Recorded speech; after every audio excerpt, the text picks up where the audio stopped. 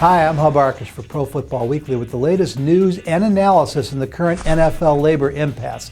And the decision that the players and the owners would undergo court-supervised mediation in Minneapolis is a big win for the players. Not just because the players so badly wanted to stay in the federal courts in Minneapolis, while the owners clearly wanted to get back to George Cohn and the Federal Mediation Service in Washington, D.C. It's because of what the judge is saying by asking them to undergo this mediation in the federal courts. She's not letting the owners get away from court, and that's what they were trying so hard to do. The owners want no part of the federal court system because they know they can't get the antitrust exemptions they would need to impose their will on the players, and the judge is clearly saying to them, I don't buy your argument that I have no standing here. Remember, a lawyer, David Boies, went in for the owners and said, Judge, it's the hardest thing for me to do to stand in front of a federal judge and tell her she doesn't have jurisdiction here, but we believe you don't.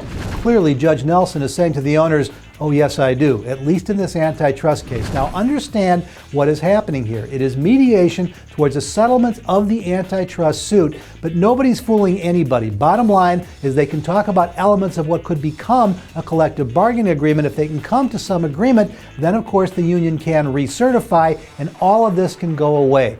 The owners know they don't have a very good shot at winning an antitrust case in court, and now the judge has clearly said it's going to be in court. Now, what we don't know is how she's going to rule on the players' request for an injunction to lift the lockout. She could very well side with the owners. That is still to come, probably sometime in the week beginning on Monday, April 18th, most likely later in the week. Now, as we've said many times, if she rules for the players, that's a big loss for the owners. They will appeal, but they're going to have to lift the lockout, probably begin some form of free agency, and we can end our fears of losing time in the 2011 NFL season. If she rules for the owners, well, this lockout could last quite a while. But at least in the first decision that's been issued, the players have a win, and as we said, and not an insignificant one.